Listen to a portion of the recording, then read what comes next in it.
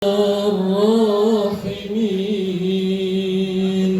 يا أرحم الراحمين فرج على المسلمين semua ya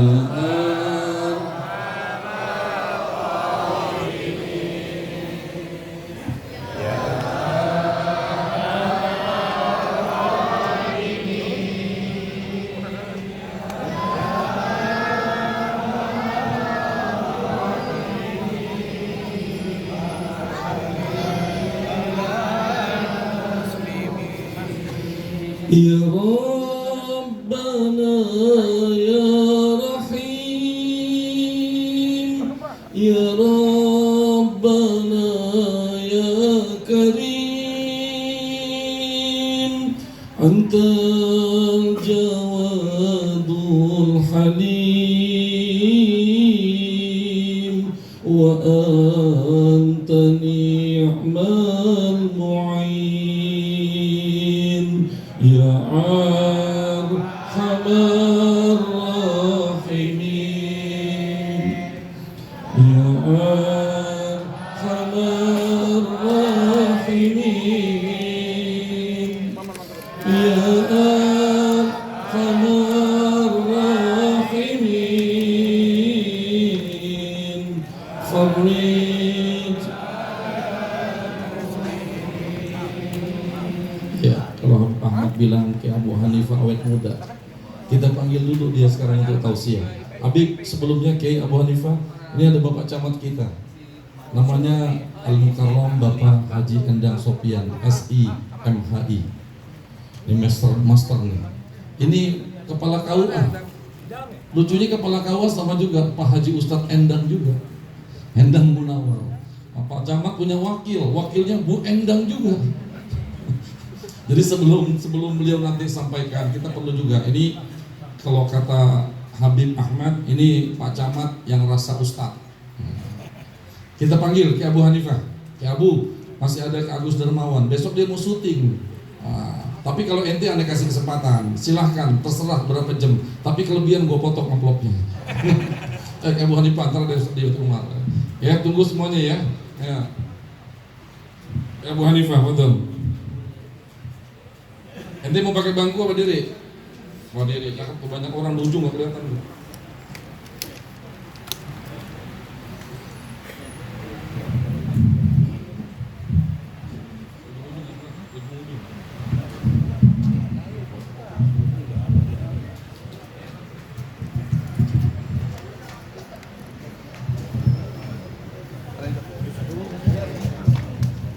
Assalamualaikum warahmatullahi wabarakatuh.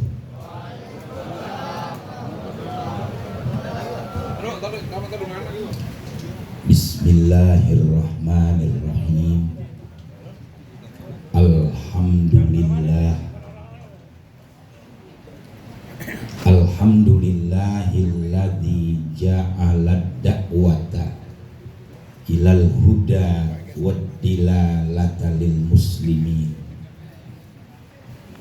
Wassalatu wassalam ala sayyidina Muhammadin imamil anbiya wal mursalin wa ala alihi wa ashabihi wattabi'ina lahum bihsanin ila yaumiddin. Amma ba'du, al-ghail fi kitabihil aziz wa ma arsalnaka illa mubasysyiran wa nadhira. Shadaqallahul aliyyul azim. Al-mukarramun, para alim ulama, para habaib sebagai keluarga Rasulullah Sallallahu Alaihi Wasallam,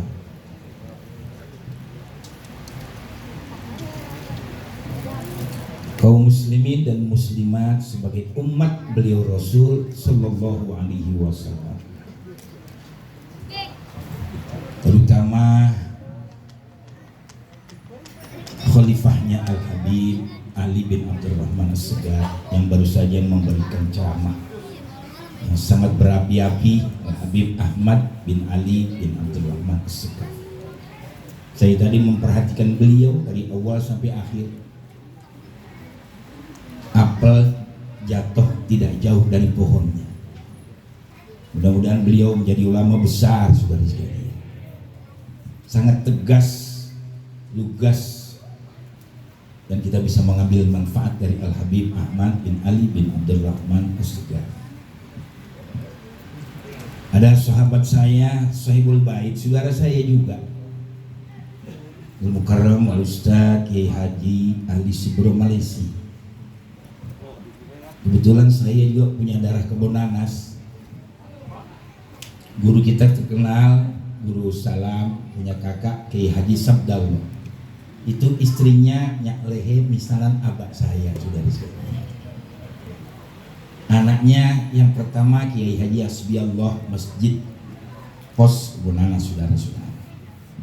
Jadi rasanya nggak canggung karena saya juga ada darah dari Kebon Nanas ini, saudara-saudara. Sahabat saya Kiai Haji Agus Dermawan, kita sering lihat di layar TV. Ada juga saudara saya dari Condet, Kiai Haji Dumyati Umar. Banyak sekali sahabat-sahabat yang saya lupa namanya. Ada Bapak Camat, ada Bapak KUA. Mudah-mudahan semuanya dirahmati Allah Subhanahu wa Ta'ala. Amin, Allahumma amin. Saudara-saudara, yang kita peringati pada malam hari ini adalah manusia besar, nabi besar, rasul terbesar yang dibesarkan oleh yang maha besar, yaitu Allah Subhanahu wa Ta'ala. Lain dengan sekarang, banyak manusia dibesar-besarkan, pemimpin dibesar-besarkan oleh pengikutnya, ormasnya, partainya, kelompoknya. Justru bukan manusianya yang besar, dosanya yang besar, saudara sekalian. Kenapa begitu? Karena tidak bisa menyampaikan amanat sebagai penguasa, sebagai pemimpin. Kaum muslimin dan muslimat yang dirahmati Allah,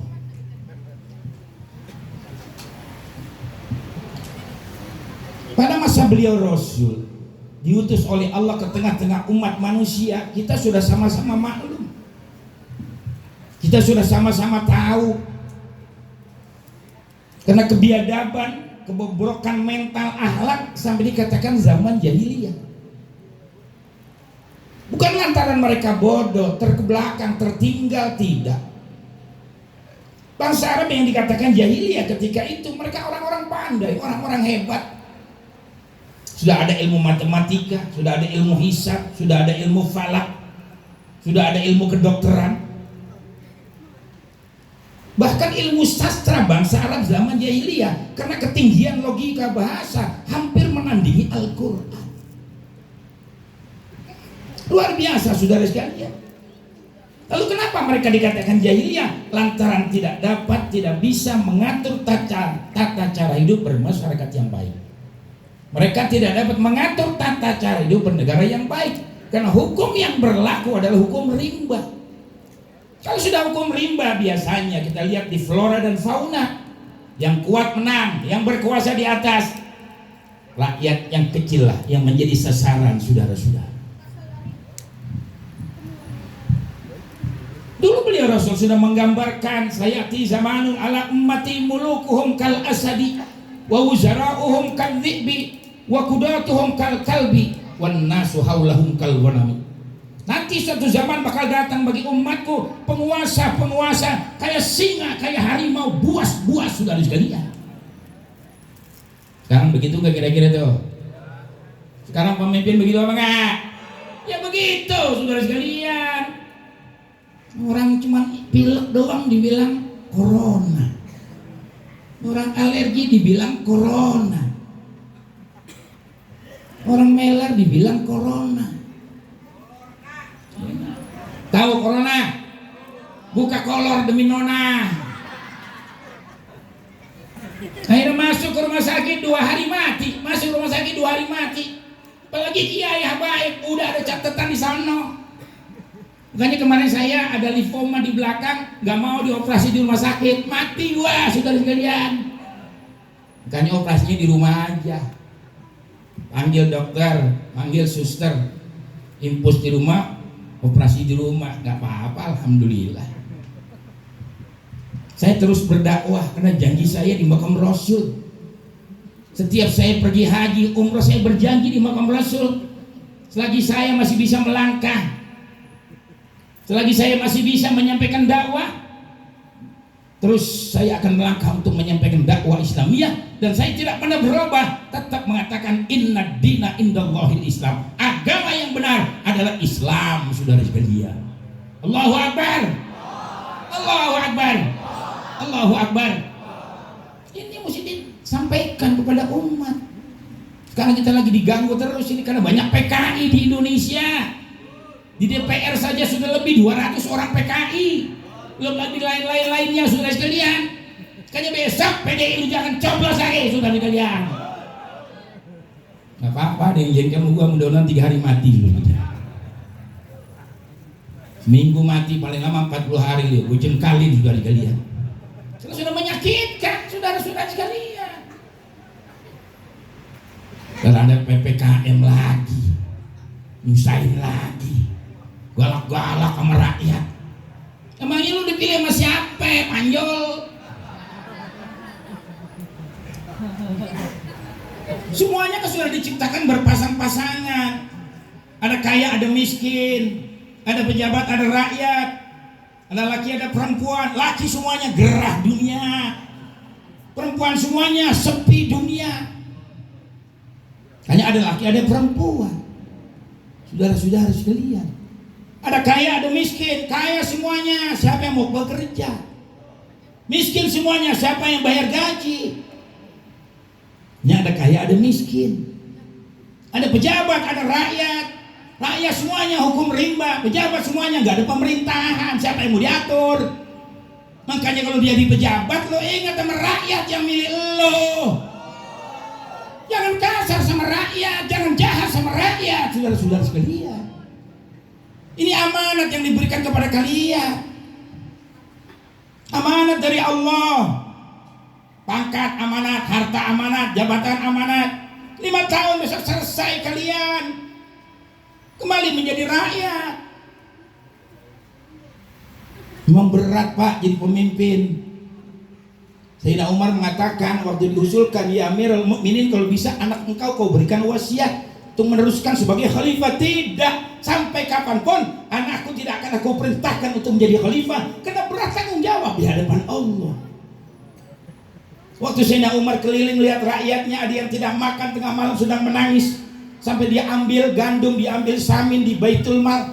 Sayyidina Abbas yang menemaninya, dia bawa gandum, Sayyidina Abbas bawa samin. Sampai di jalanan terengah-engah kecapean. Kata Sayyidina Abbas, hai Umar, biar aku yang panggul kau khalifah, kau Amirul Mukminin. Khalifah, pemimpin dunia, manggul gandum, bukan hansip ini saudara-saudara. Khalifah, inni ja'ilun fil ardi khalifah, bukan inni ja'ilun fil baladi khalifah. Pemimpin dunia panggul gandum, biar aku yang panggul. Kata Sayyidina Abbas, jangan. Hai Abbas, kau tidak sanggup pikul dosa aku nanti di hadapan Allah gara-gara aku jadi khalifah, rakyatku kelaparan. Bagaimana kayak sekarang rakyat disakitin saudara sekalian. Allahu Akbar. Apa nggak sakit rakyat ini Pak? Termasuk gua ini sakit hati 2 tahun kagak ceramah. 2 tahun gara-gara corona nggak ceramah. Dikurung kita di rumah, stres. Saudara-saudara sekalian, udah kena gejala ginjal, gejala darah tinggi, gejala ya kolesterol, banyak sekali. Tapi sekarang sembuh semuanya, kembali lagi kepada Allah dan Rasulnya. Amin, Allahumma amin. Jangan takut, berjuang kembali kepada Allah. Kalau ada yang merasa kasih tahu, gue matiin sudah kalian. Laporan aja mau gue sini, telepon aja, minta telepon sama Kiai Tar. Saya punya doa mustajab belum Pak? Camat pernah ngusir saya di Cirebon, seminggu mati. Mau saya baca ini doang, kafha ya ain sod hamim ain sid kok. Saya ijazahnya begitu dari guru. Bu Hanifah, ini abah turunin, yang lain enggak, cuma jangan kasih sembarangan. Mau ngapain aja bisa. Kemarin orang tanya tuh teman saya Pak Haji Solihin, juga muridnya Kiai Hadis Bura Malaysia. Udah sekarat mau mati di Madinah, setengah jam lagi naik kapal terbang, harus pulang, harus masuk ke rumah sakit. Saya bisa bahasa Arab, alhamdulillah. Dokter Afwan, ya enggak? Anak saya kelam awalan. Udah saya mau ngomong dulu sama yang sakit. Auladuh wa ibnul aulad, ya, anaknya, cucunya, keluarganya udah nunggu. Yang tajiduna fi Indonesia. Kaifa idza yadkhul al-mustasfa, saya bilang, bagaimana kalau masuk rumah sakit? Itu aja syuhaya. Saya enggak ngomong, saya bacain hizib doa. Yang udah dikerubungin orang, alhamdulillah melek. Saudara sekalian, gimana Pak Haji? Tadi sama sekarang, enakan sekarang, enakan tadi, enakan sekarang Pak Kiai. Saya panggil dokter. Wa yaqul al-an ahsan min awal. Halas ma fi muskilah. Irji ila Indonesia. Udah ditangisin, dikerubungin. Alhamdulillah pulang ke Indonesia, tapi akhirnya 3 bulan kemudian meninggal juga sih. Ya doa saya itu artinya kan malaikatnya ditahan dulu. Tuh makbul, ada 3 aki-aki yang akhirnya selamat semua di Mekah, meninggalnya semua di Jakarta semua. Itu saya jampein semuanya. Apalagi yang udah kawan maksiat, benci sama Rasulullah, benci sama Maulid, benci sama habaib keluarga Rasulullah, benci sama ulama. Nggak lama lo sudah digeliat. Buktinya orang yang memvonis Habib Rizik, ya 2 minggu mati itu jaksa, saudara-saudara. Betul-betul. Itu lihat aja buktinya. Belum lagi di akhirat. Pemimpin Indomaret benci lagi sama Habib Rizik. Di kilometer 60 sampai 100 jalan Cipularang Bandung, ketiban kontainer, mobilnya baru mati gepeng lagi saudara. Yang main-main sama Allah, sama Rasul, sama ulama. Yang bikin karikatur Nabi di Prancis, yang enggak dikawal sama aparat, nabrak kontainer, kebakar mobilnya, apinya susah dipadamkan, orangnya mati hangus terbakar. Tuh Rasulullah kalau mau tahu. Rasulullah sudah sekalian. Hanya kita bangga malam hari ini bisa hadir, alhamdulillah. Termasuk Perdana Menteri Israel, ya, si Ariel Sharon, yang sudah membunuh lebih dari 1 juta manusia umat Islam di Palestina. Sakaratnya 8 tahun. Sakarat 8 tahun. Diperban palanya, matanya semua, begitu dibuka belatung semuanya. Manusia yang masih hidup. Tuh orang yang benci sama Islam, saudara-saudara sekalian. Yang saya titip kepada kalian, jangan memusuhi Islam, jangan memusuhi ulama, para kiai, para habaib. Lambat laun kalian akan dapat musibah. Ya enggak? Kamu dengan adanya maulid, dengan adanya kiai habaib, alhamdulillah kita diturunkan rahmat oleh Allah Subhanahu wa ta'ala. Saudara-saudara, sedikit lagi.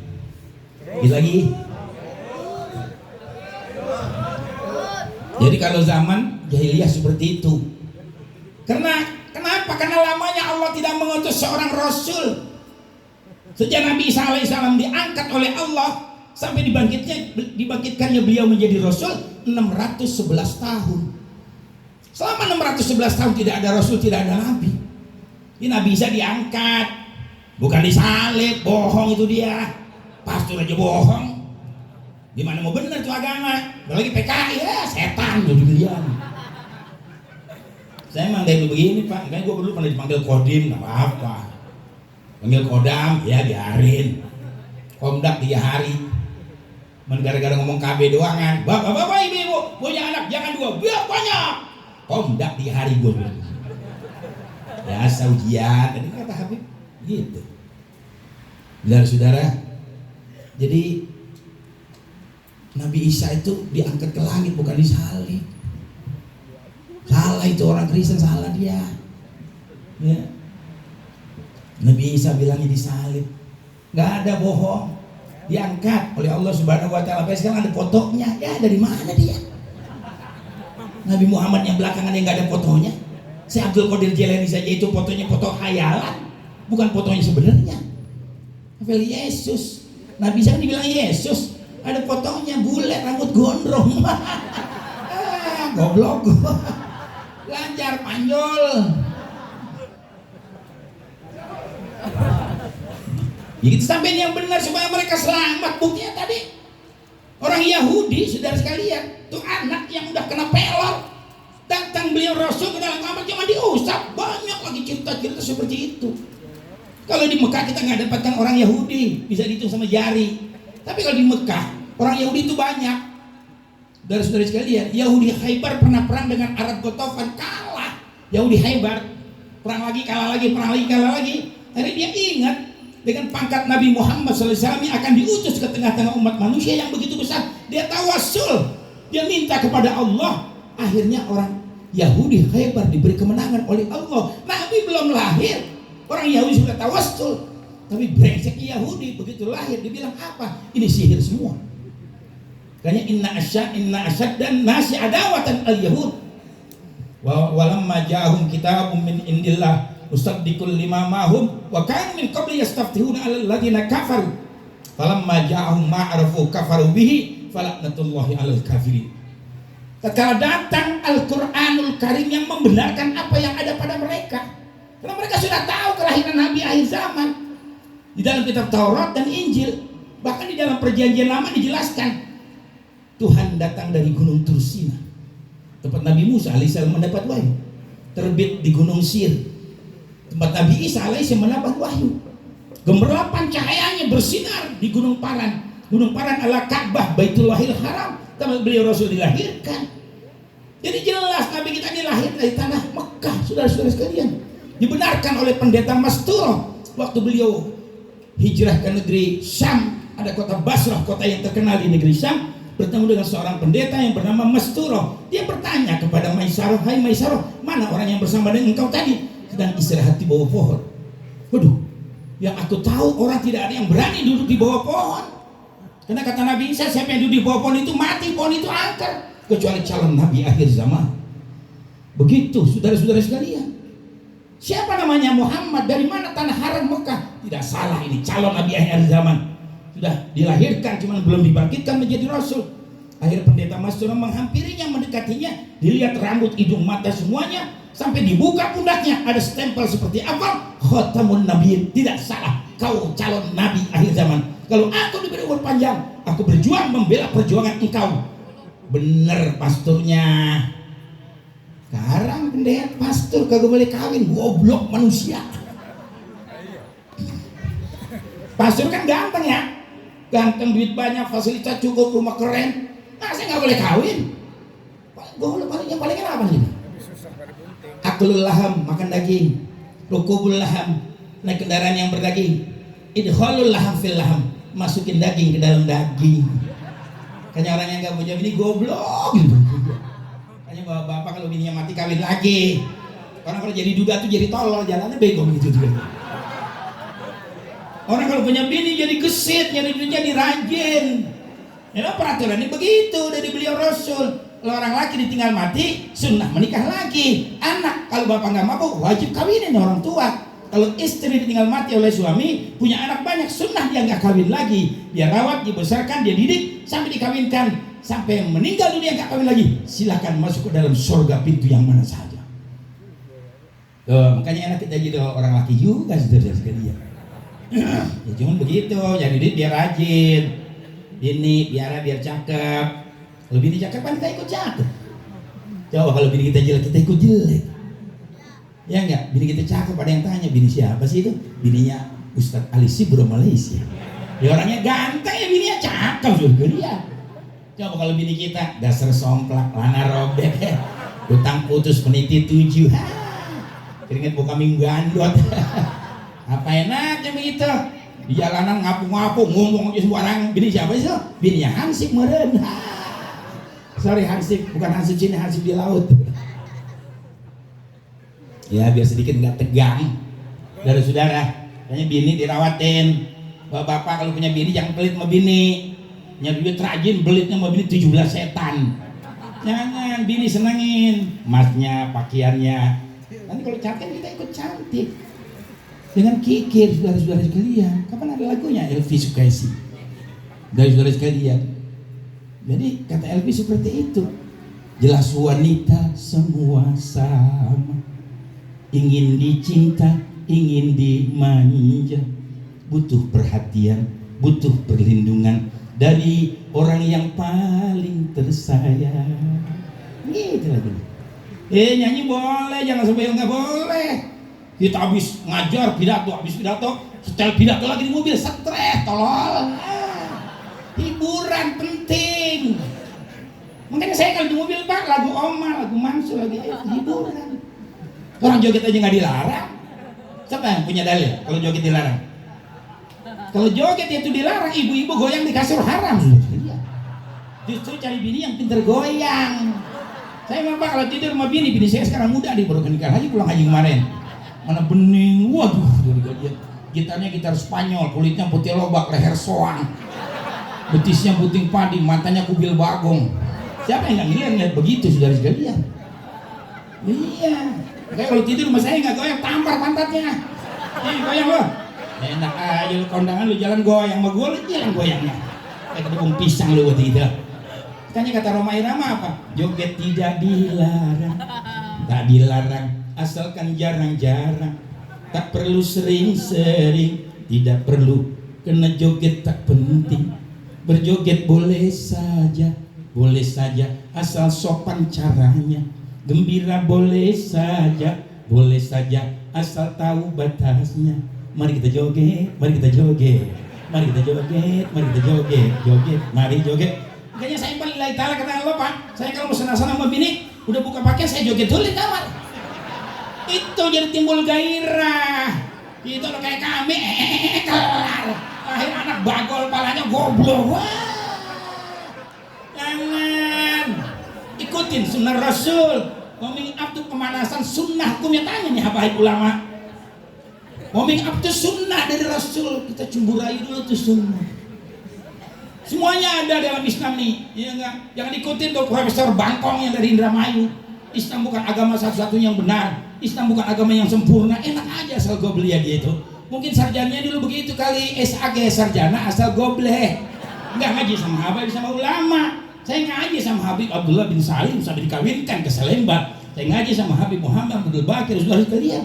Saya ngaji sama ulama-ulama sama Kiai Mualim Yunus. Saya ngaji baca Fathul Qorib. Saya ngaji sama Kiai Kafrawi, banyak guru-guru saya, alhamdulillah. Jadi nggak sembarangan. Boleh belajar, ada runtunannya, ada rentetannya. Jadi besok kita insya Allah bakal dicintai oleh beliau Rasul Shallallahu Alaihi Wasallam. Semuanya yang hadir di sini insya Allah. Jadi sekarang banyak intelektual Islam mengatakan zaman jahiliyah modern, zaman krisis iman.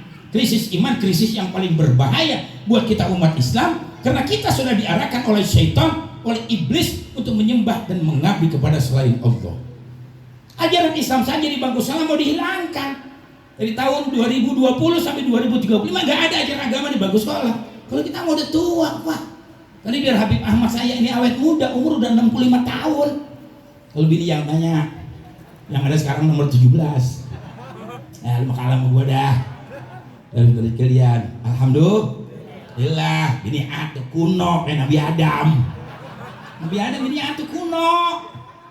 Ya Rasul dong, dari kalian. Banyak, alhamdulillah. Tapi kalau nggak bisa atuh aja, yang penting dirawatin. Begitu. Kalau bini nggak dirawatin, pengkor nggak diurut, nggak diobatin. Besok kita mau pakai pengkor gimana?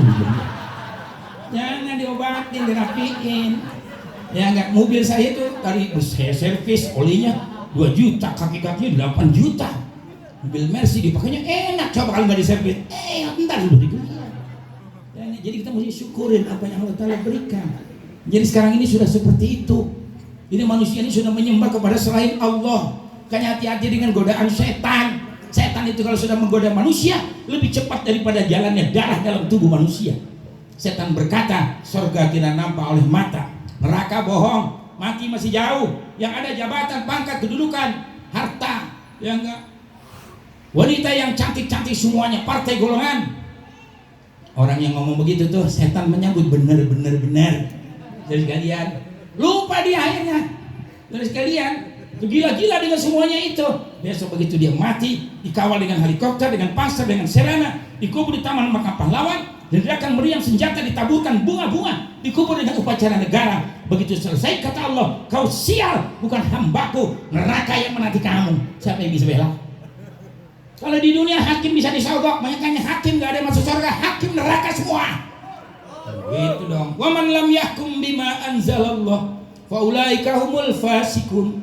Wa man lam yahkum bima anzalallah fa ulaika humuz zalimun. Wa man lam yahkum bima anzalallah fa ulaika humul kafirun. Allahu akbar, menyamai kori saudara kalian. Jadi kori enak banget suaranya ya. Iya, siapa yang menghukum tidak berdasarkan hukum Allah, fasik, zalim, kafir dia. Mana ada orang fasik, zalim, kafir masuk surga? Enggak ada. Yang masuk surga itu sudah sekalian orang-orang yang ibadah, yang dipanggil hamba oleh Allah. Hanya ikutin Rasulullah, ikutin para sahabat. Sayyidina Abu Bakar Siddiq saja yang surganya sudah disediakan oleh Allah. Semua harta dikorbankan. Hanya beliau mengatakan apa? Hubbiba ilayya min dunyakum salasan. Yang aku cinta tentang dunia kamu ada 3. Yang pertama apa? Kata Sayyidina Abu Bakar, an-nazru ila wajhi Rasulillah. Aku paling suka lihat wajah beliau Rasul. Sehari nggak lihat wajah Rasul, menangis beliau sudah dikelihat. Aku tanya lu demen nggak lihat muka Jokowi? Jawab lu jujur, berani nggak? Dia takut sih dari dulu. Nyali-nyali capung jarum. Emang dia larang ngomong gitu? Aku tanya lu demen nggak lihat muka Jokowi? Kagak, jujur namanya begitu. Lihat muka Luhut. Apalagi gerah-gerah dulu kalian. Besoknya begitu, jangan pilih lagi, jangan ada lagi pemimpin yang seperti itu di Indonesia. Menyakitkan hati bangsa, hati rakyat sudah sekalian. Yang kedua, infaqu mali ila Rasul. Aku paling suka menafkahkan harta kepada beliau Rasul untuk perjuangan Islam. Kalau sekarang para jamaah sekalian memberikan harta buat peringatan Maulid, besok akan diakui oleh beliau Rasul Nabi besar Muhammad Sallallahu Alaihi Wasallam. Yang ketiga nih yang berat nih, wa kanat nanti tahta Rasulillah. Aku belum puas kata Abu Bakar sebelum anakku Aisyah aku nikahkan dengan beliau Rasul. Hebat Abu Bakar Siddiq. Ada nggak di sini yang itu anaknya dikawin sama Habib sama Kiai? Ngelihatnya dunia melulu. Dan sekalian jabat, yang lihatnya jabat dari mana duitnya tuh anggota DPR? Yang ngurusin rakyat kagak, gaji doang gede. Ini kan Pak Camat Pak Lurah dia kerja. Capek sudah kalian. Kantor didatangin rakyat terus tamu. Mudah-mudahan Pak Lurah Pak Camat kita nih diberikan berkah oleh Allah Subhanahu wa taala. KUA juga ya sekali-sekali boleh kan nikahin kiai nikahin habis ya. Insya Allah terakhir wala takunu kalladzina nasullahu fansahum anfusahum ulaika humul fasiqun. Orang-orang yang beriman, jangan kau lalai dari Allah, jangan kau lupa dari Allah, jangan kau jauh dari Allah. Kalau kamu sudah lalai lupa dari Allah, tidak mustahil lambat atau cepat pasti kamu akan ditinggalkan oleh Allah. Biar kita hidup sederhana. Kalau kita ibadah, kita cinta Allah, cinta Rasul, cinta habaib, cinta ulama, besok meninggal dunia dikubur secara sederhana pula, disambut oleh Allah. Fadkhuli fi ibadi wadkhuli jannati.